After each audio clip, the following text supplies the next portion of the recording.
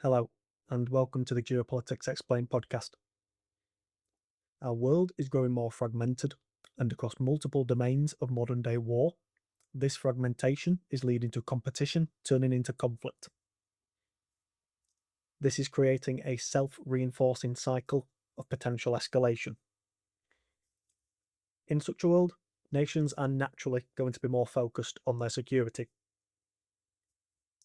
And in discussing security and the conflict in the Middle East, the topic of nuclear weapons is relevant.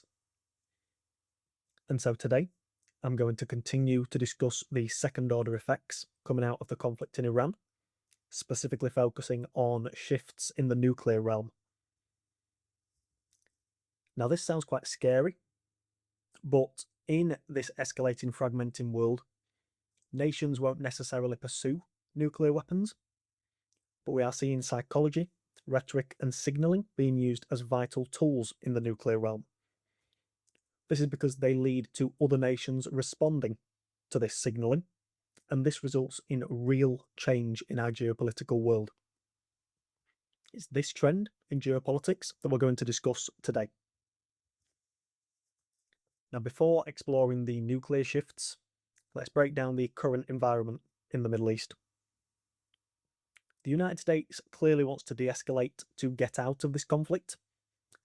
This has been seen in the last few days, with Trump extending the ceasefire. This was also seen prior to the ceasefire with Trump's dramatic escalatory rhetoric from a few weeks ago, where he said he would, quote, destroy a whole civilization tonight. This signalling saw the ceasefire agreement arise shortly after.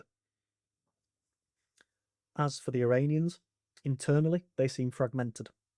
Some within Iran want to see their suffering in this war turned into recognisable gains that would be achieved through a more favourable deal than they would have gained before this conflict. We've seen this in action with the negotiations in Islamabad, where the United States requested a 20-year pause in Iran's nuclear industry during negotiations, and the Iranians in response stated that they would agree to a 5-year pause. Prior to the war, the Iranians wouldn't have been as strong-handed in negotiations. However, others within Iran have seen the United States break previous promises, and they're playing the long game. In this game, the United States wants to get out of this conflict, and Iran is withstanding pain, so they can cause the United States more pain by keeping them in this conflict. Now, when it comes to Iran in regards to signalling, the Iranians hold an information advantage over geopolitical adversaries when it comes to their enriched uranium. As a result, Iran wants to keep this as secretive as possible to maintain this advantage. Information warfare is one of the modern domains of war that we discussed last episode, and misleading or keeping information secret puts a nation in an advantageous position because it gives them more reliable, high-quality information from which they can pursue future strategies. And so we can see that signalling is vital in geopolitics in general, but it is also being seen in the current conflict between Iran and the United States. We'll now move on to discussing how signalling has been used in this conflict and beyond in the nuclear realm.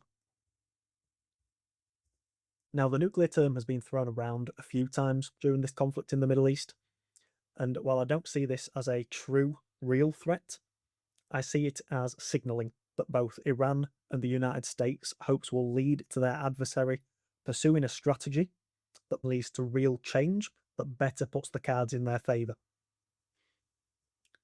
This is a powerful geopolitical tool because this tool can influence real, meaningful geopolitical decisions. It's this psychological power that I can see being a permanent shift that emerges from this war in the Middle East. I also don't see signalling in the nuclear realm remaining isolated to the Middle East, partly because it has already been used on a larger scale in the last few years. For some examples of nuclear signalling, we see the Israelis benefit from the strategic ambiguity and the information advantage surrounding their nuclear industry, we're now seeing other nations under threat also pursuing this same advantage. Under the Strategic Mutual Defence Agreement from September 2025 that was signed between Saudi Arabia and Pakistan, Pakistan's nuclear deterrence and capabilities, quote, will be made available to Saudi Arabia if needed. At the same time, Pakistan also insisted that, quote, nuclear weapons were not on the radar when it comes to this agreement. This strategic ambiguity is likely the point of such a deal. If nuclear retaliation was a more believable geopolitical response, it changes the calculations that a geopolitical actor will make in choosing a potential strategy. After the Israeli strike against Hamas leaders in Qatar, the Qataris also sought a defense pact with the United States. The Middle East, including Qatar and other nations, are caught between Israel and Iran and are hence trying to secure themselves greater security from the fallout of this conflict. So far, this hasn't been too successful, despite Trump stating that Qatar had received a security guarantee that would resemble NATO Article 5. In connection to what we've been talking about recently, the lack of defence of the Gulf states is yet another indicator of declining trust in the United States and the Trump administration.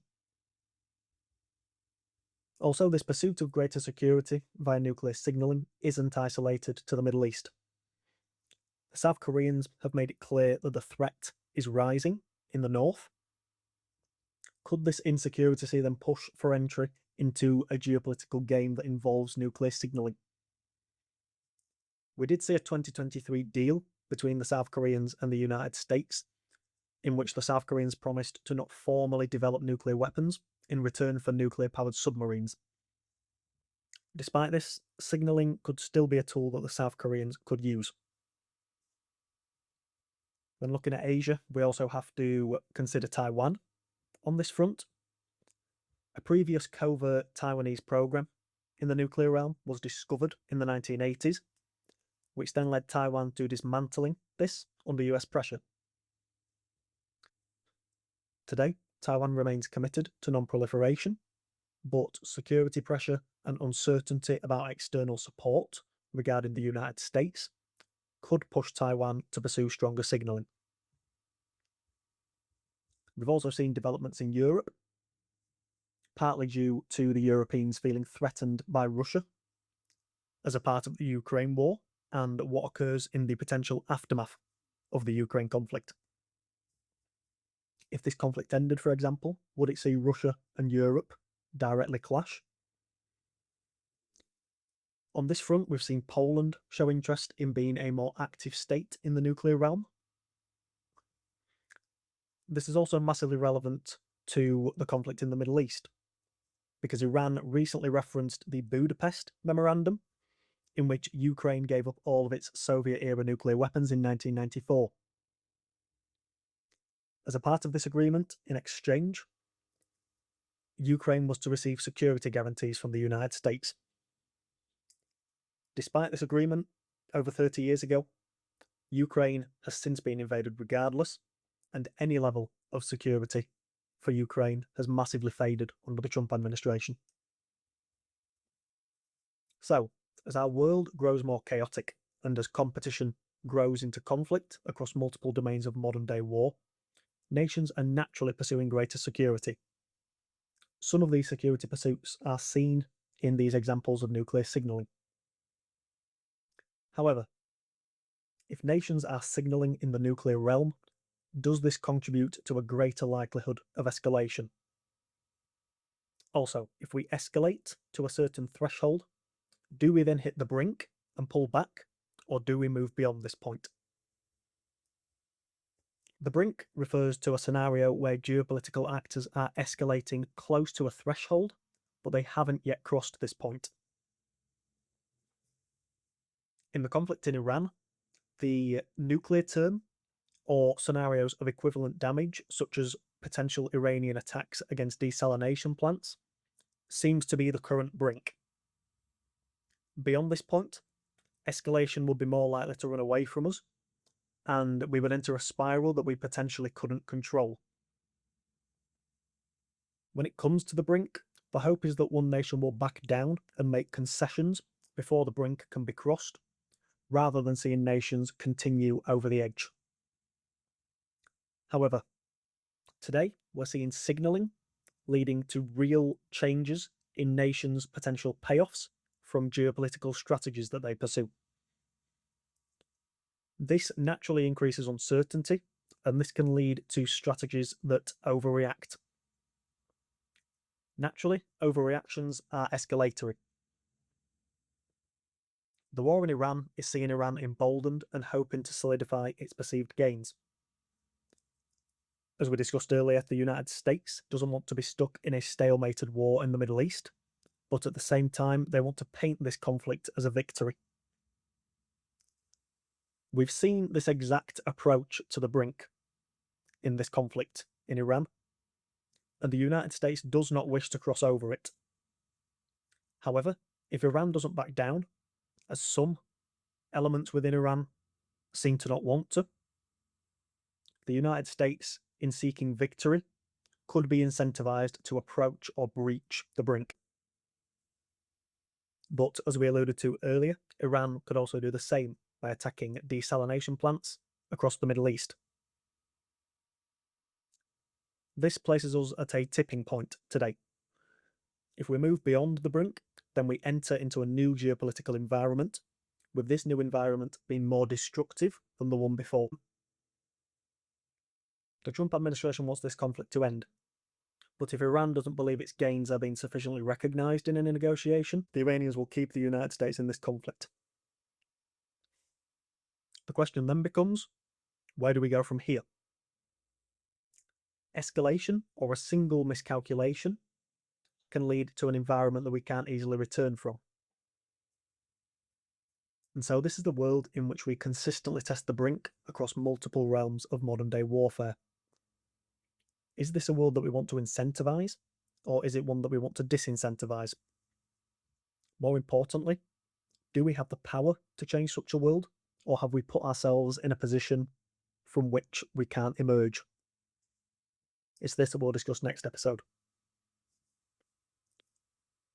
So, to finish today's episode, today we are living in an age where signalling in the nuclear realm is growing more frequent, and it contributes to real geopolitical change. In this environment of increased signalling, the risk is miscalculation that leads to greater escalation. To peek into what we'll be discussing next episode, the stability-instability paradox is the belief that a world with nuclear weapons limits large-scale attacks, but it incentivizes smaller, more limited conflicts. Is this paradox a useful tool, or is it a framework that will one day be broken, leading to a large-scale conflict? Regardless of the answer to this question, today we are seeing a conflict in the Middle East that has the potential to escalate, and the world needs to change to limit the likelihood that this happens. Because if this paradox isn't broken in this conflict, it could be broken in any future conflict, leading to dramatic escalation and large-scale conflict. So next episode, it's this that we'll break down, and we'll also explore the current nuclear architecture.